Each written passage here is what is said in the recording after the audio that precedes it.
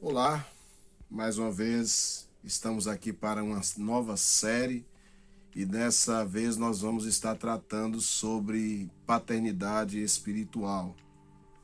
O nosso texto está baseado em 1 Coríntios 4, verso 14 ali por diante, que diz assim: Não escrevo estas coisas para envergonhá-los, mas para adverti-los como meus filhos amados.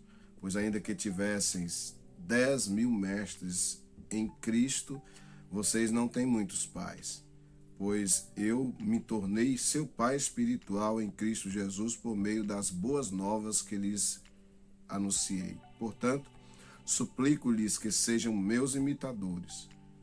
Por isso enviei Timóteo, meu filho amado e fiel no Senhor. Ele os lembrará de como sigo Cristo Jesus, de acordo com o que ensino em todas as igrejas e em qualquer lugar onde vou. Alguns de vocês se tornaram arrogantes, pensando que não irei mais visitá-los, mas irei e logo, se o Senhor permitir, e então verei se esses arrogantes apenas fazem discursos pretensiosos ou têm de fato o poder de Deus. Pois o reino de Deus não consiste apenas em palavras, mas em poder. O que vocês escolhem? O que vocês escolhem? Devo ir com vara para castigá-los ou com amor e espírito de mansidão?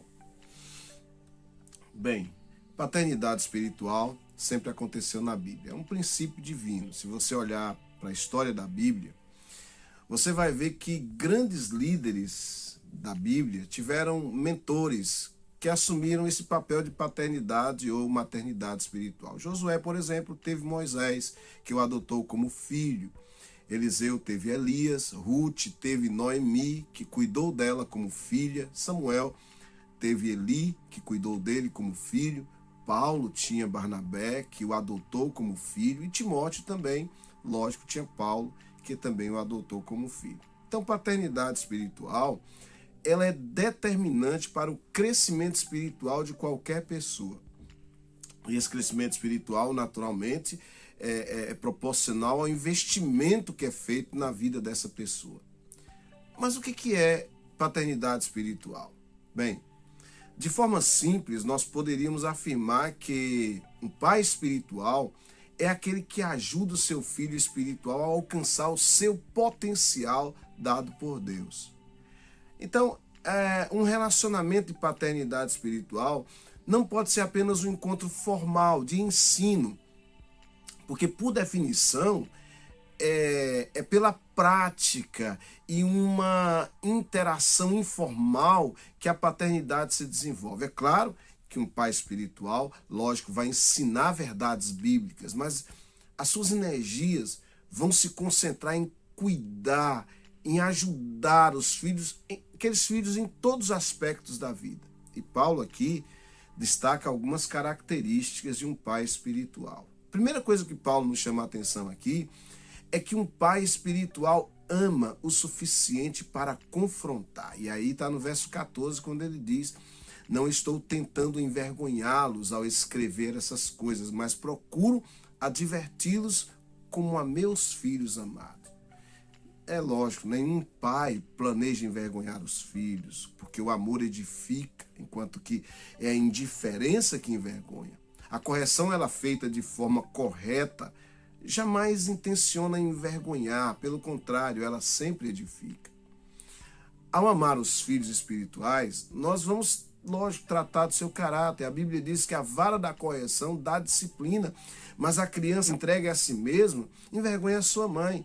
É essa criança sem freios que vai ser motivo de vergonha. E Paulo ele escreveu essa carta para admoestar, e admoestar aqui significa advertir uma pessoa, confrontando com verdade. Então, é para que nós possamos ter esse relacionamento de paternidade espiritual, tal como está nas Escrituras, nós precisamos corrigir, admoestar, repreender, sempre que se fizer necessário. Porque quem ama, cuida, e quem ama, disciplina. A segunda lição que Paulo fala aqui está no verso 15. Um pai espiritual tem uma aliança porque gerou. E aí Paulo diz o seguinte: embora possamos ter 10.000 tutores em Cristo, vocês não têm muitos pais, pois em Cristo Jesus eu mesmo os gerei por meio do Evangelho. Então, Paulo não se considerava apenas um mestre para os coríntios. Ele era, antes de tudo, um pai espiritual, porque foi pelo Evangelho que ele os gerou. Lógico que fica claro que para gerar filhos espirituais é preciso ganhar essa pessoa para Cristo, evangelizar, proclamar a palavra de Deus a essa pessoa. Mas não para por aí, porque a paternidade continua o seu trabalho até que o filho cresça, se desenvolva. Filhos bastardos, eles são abandonados à sua própria sorte.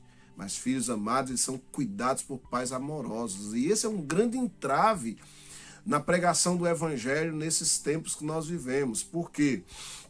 Porque há muitos filhos que sofrem a orfandade de ter sido gerado, ganhos para Cristo e abandonados à sua própria sorte. Existem pais que não assumem a paternidade. E é preciso, não é? Pais e mães espirituais assumirem a paternidade ou a maternidade para gerar filhos saudáveis que irão saber enfrentar os desafios da caminhada da fé. Em terceiro lugar, Paulo deixa claro que um pai espiritual se torna referência. O verso 16 diz isso. Portanto, suplico-lhes que sejam meus imitadores. A demonstração de Paulo aqui foi no sentido de que o imitassem. Ele tinha autoridade para proceder assim. Ele encoraja os filhos a imitá-lo. Ele era um imitador de Cristo e ele também sabia que as pessoas aprendem através de modelos que seguem a Cristo. Então, as pessoas precisam de modelos autênticos na vida cristã para que possam seguir. Conceitos ajudam, mas não é suficiente. São modelos de vidas que tornam uma pessoa dinâmica, frutífera e criativa.